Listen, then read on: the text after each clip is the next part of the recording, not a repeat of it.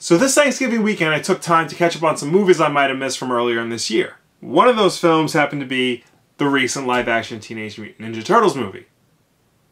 Yeah, I'm finally able to talk about it. Now I'm going to go into more details in a minute, but suffice it to say, this is not exactly a good film. But got me thinking, because back when this movie was released, one of the main critiques of it was at least it wasn't as bad as Ninja Turtles 3. To which I just have to reply, no, not at all. And in fact, I feel like now I have to do something that nobody on the internet has ever done. I am going to defend Teenage Mutant Ninja Turtles 3.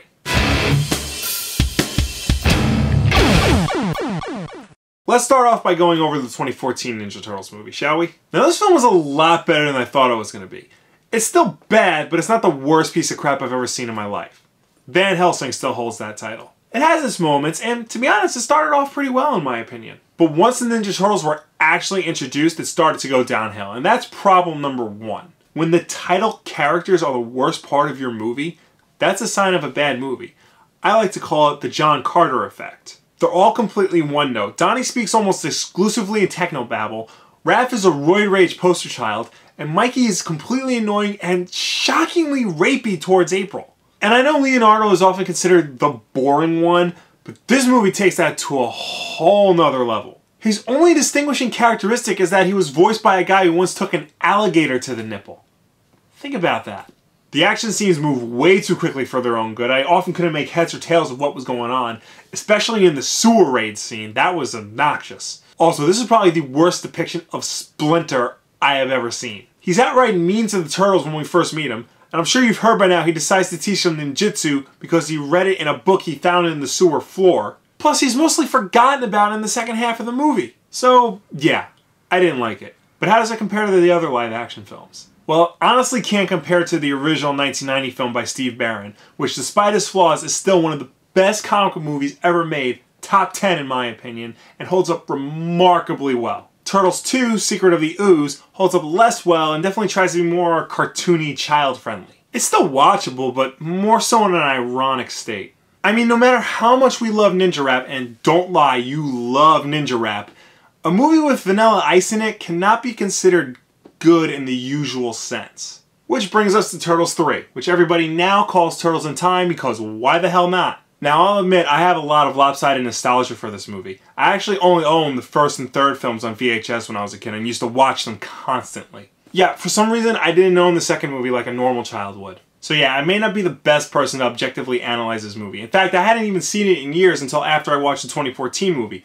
I watched Turtles 3 right after to see if everything the internet said was true. While this movie certainly doesn't hold up, I hesitate to label it a piece of shit like Batman and Robin or the 1998 Godzilla movie. But yes, for all intents and purposes, Turtles 3 is a bad movie. The story, first of all, is obviously a first draft. It's very basic with little to no depth in it, but we'll come back to that. A lot of characters are introduced just to be a plot point later on in the story, and they have no other purpose within the greater narrative. Also, the movie's very poorly edited. The fight scenes in particular are incredibly lackluster. The turtle costumes are, of course, very lackluster. In fact, I saw this in HD for the first time because I own the 25th anniversary box set, like a big shot. And I finally noticed the eye holes in their masks. And that's something I don't even see in the Henson costumes, even in the HD versions of Turtles 1 and 2. I can go on, but I think I got my point across. The movie just doesn't hold up. So why would I even bother defending this movie? Well, for starters, I enjoy the concept. People hate this movie because it uses time travel, like that's some telltale sign that a franchise is going down the toilet. One, no it's not, because Star Trek 4 and Star Trek First Contact are both time travel movies, and they're two of the best Star Trek movies ever made. And second, f*** you, because time travel is awesome, and Ninja Turtles traveling through time is even more awesome. Also, Ninja Turtles and Samurai go together like peanut butter and chocolate. And yeah, this movie didn't execute it very well, but the recent IDW miniseries Turtles in Time did it exceptionally well. And look, they even used the Time Scepter from Turtles 3, so obviously I'm not alone in my affection for this movie. Second, people are upset that Shredder wasn't the villain in this movie, and that they didn't use other well-known villains like Krang or the Rat King or Baxter Stockman or what have you. And yeah, it would have been nice, but they can't fight the Shredder all the time, and besides, any other character they would have tried to put in from the comics or the cartoon or whatever probably wouldn't have meshed well with the time travel concept. And lastly, what this movie has over the 2014 Turtles movie is character development. Not great character development, mind you, but character development nonetheless. specifically pertaining to Raphael and Michelangelo.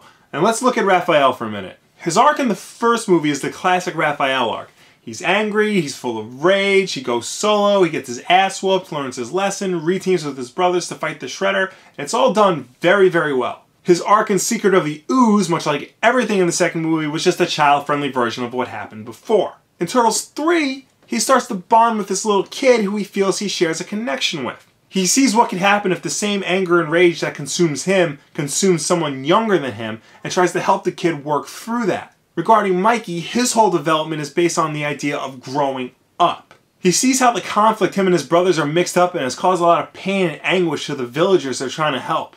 And the thought of losing a life, even his own, is just a lot for the younger brother to handle. Now again, if we're being honest, neither of these arcs were handled particularly well. The Raph arc was actually handled very well in an episode of the 2003 Ninja Turtles cartoon called Lone Raph and Cub. But you know what, at least they're there, and it shows that they had some decent ideas that they just couldn't implement for one reason or another. Maybe if they had more time, more money, and less studio interference, they probably could have implemented them better. As opposed to the 2014 movie, which removed any sort of character depth and replaced with a very basic, very cliche Destiny story. Everybody's connected, small world after all, kind of crap that's sort of ruining the Spider-Man movies in this movie. So Turtles 3, not a good movie, but I like it still. And in fact, if you watch it again, I guarantee you'll see it in a whole new light. And you'll see that it's not the worst thing that ever happened to the Ninja Turtles.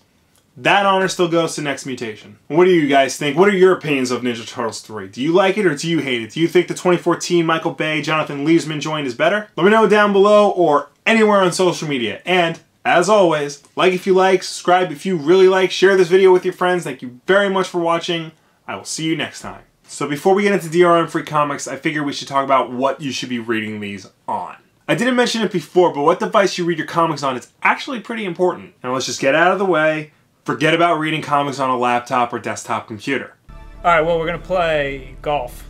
Nice rousing game of golf. Because I think I'm awesome at it, but I bet I'm not anymore. Yeah. Gotta select their characters. I'm alright.